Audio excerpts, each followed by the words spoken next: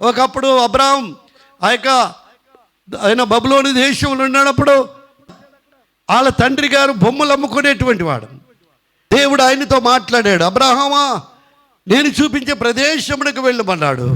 దేవుని మాట కట్టబడి వెళ్ళాడు, అన్ని వదిలాడు.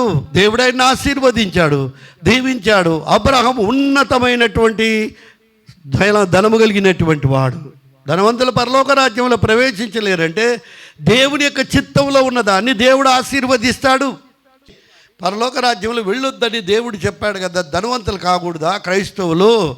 ఇది పిచ్చి మాట. దేవుని వాక్యాన్ని తెలియనివాడు, దేవుని జ్ఞానంతో నింపలేనివాడు, దేవుని ప్రేమను ఎరగలేనివాడు, దేవుడు నీకు ఇచ్చే ధనం దాన్ని ఆశీర్వదిస్తాడు, దీవిస్తాడు. ఆయన నీకు కొద్దిగా కానీ దేవుడు ఎక్కువగా నీకు చేస్తాడు. అందుకే మనం ప్రతి నెలలో కూడా మనం ఇచ్చే దశమ భాగములు 10వ వంతు నమ్మకంగా మనం దేవుడికి ఇచ్చినప్పుడు అది 100 ఫలింపచేస్తాడు నీకు. కారణం ఏంటి? నీవిచ్చేదానికి నిన్ను ఆశీర్వదించి దీవించి ఆయన ఉన్నతమైనటువంటి స్థితిలోనికి తీసుకెళ్తాడు. ఎందుకు దేవుడు ఇక్కడ ఈ మాట చెప్పాడు? ప్రియమైన వారులారా, అర్థం చేసుకోవాలి దేవుని వాక్యాన్ని. ఈ ధనం అనేటువంటిది మనల్ని నిత్య నాశనానికి తీసుకొని వెళుతుంది. అందుకే యేసు ప్రభు ఇక్కడ చెప్పాడు. శిష్యులు అంటున్నారు 28వ వచనంలో ఏమంటున్నారంటే, ఇక్కడ పేతురు ఇదిగో మేము సమస్తమును విడిచిపెట్టి నిన్ను వెంబడించితమని ఆయనతో చెప్పసాగాను అంటున్నాడు.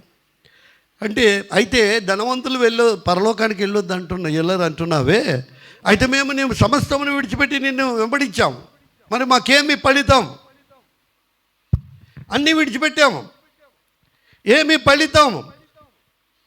ఇప్పుడు విశాఖపట్నం వెళ్తే అనేకమైన కష్టాలు వచ్చినాయి, బాధలు వచ్చినాయి, సమస్యలు వచ్చినాయి, బట్టలు లేని స్థితి ఉంది. చినిగిపోయినటువంటి షర్టు కుట్టుకొని వేసుకుపోయినటువంటి దినాలు చర్చిలో విశాఖపట్నంలో. దేవుని వాక్యం చెప్పేదానికి భయపడేవాడిని. వెనకాల పొడువుగా పోయింది ఒక షర్ట్. నాకు ఏం చేశానంటే పాటలు పాడుకొని ఉద్యోగం వచ్చింది నాకు.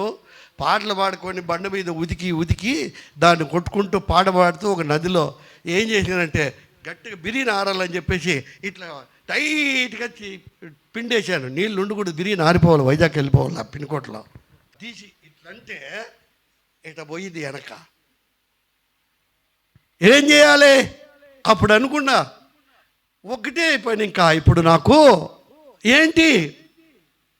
అప్పుడు సూది దారం తీసుకొని దాన్ని కుట్టడం నాకు రాదు కాబట్టి వంకరలుగా పోయింది. కుట్టడం వంకరగా ఇట్లా ఒకటి పైకి ఒకటి కిందకి, ఒకటి పైకి ఒకటి కిందకి. దాన్ని ఇసిరి పెట్టలేదు, చెంపులో నీళ్లు పెట్టుకొని వేడి నీళ్ళు పెట్టుకొని దాన్ని రుద్ది వేసుకుంటా. ఏ సేవకుడు వేసుకుంటాడు. నిజంగా దేవుని సేవ చేసేవాడు పనులు చేస్తాడు. అప్పుడు ఆ షర్టు చూస్తే బాగానే ఉంది, కానీ ముందర బాగుంది, వెనక బాగలేదు. పెద్ద మీటింగ్లో ఒక చర్చిలో వాక్యం చెప్పేకి నన్ను పిలిచినారు. వెళ్ళి ఆ వాక్యం చెప్పడానికి కూర్చున్నాను. లాస్ట్లో కూర్చున్నప్పుడు పాటలు అయిపోయినప్పుడు పాస్టర్ గారు ఏమన్నారంటే, మన మధ్యకు డేవిడ్ గారు వచ్చారు, రాయలసీమ నుండి యవనస్తుడు వచ్చినాడు, కొండ ప్రాంతాల్లో పరిచర్య చేస్తున్నాడు, దేవునికి సంపూర్ణంగా యవన కాలంలో సమర్పించుకున్నాడు, ఆయన మన మధ్యకు వస్తాడంటే మీలాగా అందరూ వీళ్ళు కూర్చున్నారు. పాస్టర్ గారు ఇక్కడ ఉన్నాడు, వెనకాల నేను కూర్చున్నాను. వెనకాల ఉండేటువంటి డేవిడ్ గారు పైకి రావాలి స్టేజ్ పైకి అన్నారు. అందరూ కూడా ఏం చూశారు? అప్పుడు నన్ను చూడడం మొదలుపెట్టారు. వెనక నడుచుకొని వస్తున్నా. ఇంకెట్లా వాడు ఇంకెలాగుంటాడు, ఎత్తుంటాడేమో, బాగా లావుగా ఉంటాడేమో, టకప్ చేసుకుంటాడేమో, ఎలాగుంటాడో అనుకున్నారు. అయితే ప్రియులరా వచ్చి వెళ్తున్నా, బైబిల్ ఇట్లా పట్టుకొని వెళ్తున్నాను. వెనకాలకు భయం వేస్తూ ఉంది, నాకు ఎవరు అందరూ వెనకాల చూస్తారని. ముందేమో బాగానే ఉంది, వెనకాల బాగలే. ఏం చేయాలా? సిగ్గు, భయం వేస్తూ ఉంది. అందరూ నన్నే చూస్తున్నారు. పైకి పిలిచినాడు. అప్పుడు వెళ్ళి కూర్చున్నాను. అమ్మ ఫోన్లో ముందే కూర్చుని, ఇది కనపడదు కదా, వెనక కుట్టిండేది కనపడదు కదా, ఇప్పుడు ముందర కనపడుతుంది.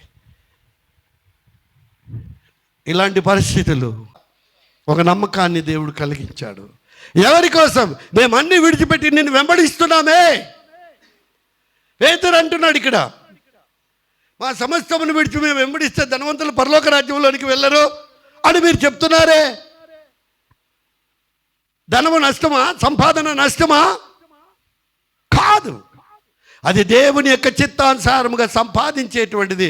న్యాయమైన పద్ధతిలో అది సత్యమైన పద్ధతిలో అందరికీ సమాధానము కలిగినటువంటి వాటిలో వచ్చేటువంటి దాన్ని దేవుడు 30 అంతలు 100 అంతలు 1000 అంతలుగా దాన్ని ఫలింపజేస్తాడు. అందరూ చెప్పట్లు కొడదాం ఒకసారి.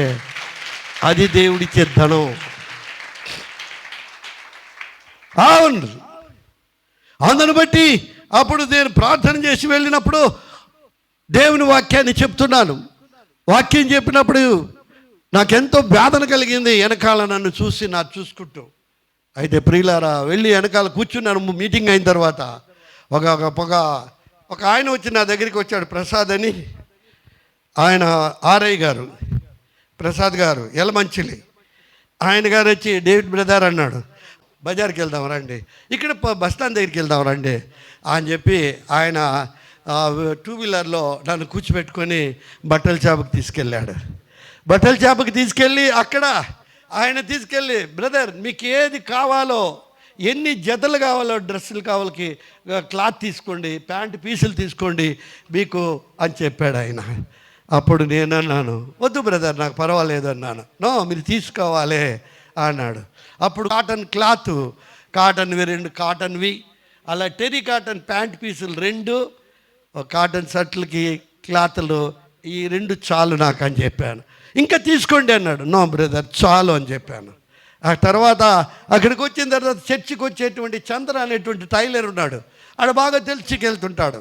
అప్పుడు అతను చెప్పాడు, బ్రదర్కి ఈ షర్ట్లు రేపు నువ్వు కుట్టించేయాలంటే, అయ్యో బ్రదర్ నేను ఆ బ్రదర్ కుట్టించేస్తాను అని చెప్పి 2 జతలు కుట్టించాడు నాకు. ఆవిటి కొరకు ఎదురు చూసి బట్టలు తీసుకొని మళ్ళీ విశాఖపట్నం నేను ట్రైబల్స్లోకి కొండల్లోకి వెళ్ళిపోయాను. ప్రియులారా, దేవుడి యొక్క ప్రేమ, దేవుడి నడిపింపు ఎలాగుంటుందో అది నాకు తెలుసు, అనుభవించిన వాళ్ళకే తెలుసు. ఆనందము, సంతోషము, సమాధానం. కాబట్టి ఇప్పటికి కూడా నాకు డబ్బు పైన ఆశ లేదు, ధనవంతుడు కావాలని గొప్ప డబ్బు సంపాదించాలనేటువంటిది ఆశ లేదు. దేవుడు ఎంత ఇస్తున్నాడో, ఎంత ఇస్తే దేవా నీకు స్తోత్రం అంతటితోనే ఆనందించాలి. కానీ ఏమీ లేకపోతే దేవుడిచ్చిన దానిలో దేవా ఇది నీవు ఇచ్చావు, దేవా నీకు స్తోత్రం, ఇది నాకు, ఇది నీ పరిచర్యకు. ఎప్పుడైతే నీకు ఇచ్చిన దాంట్లో దేవునికి నీవు సమృద్ధిగా ఇస్తావో, నీ పని దేవుని పనికి నువ్వు అప్పగిస్తావో, దేవుడు రుణస్థుడు కాదు. దేవుడు రుణస్థుడు కాదు, నీకు సమస్తము ఇచ్చేటువంటి వాడు ఆయన. ప్రియులారా, అది అనేక మంది తెలుసుకోరు.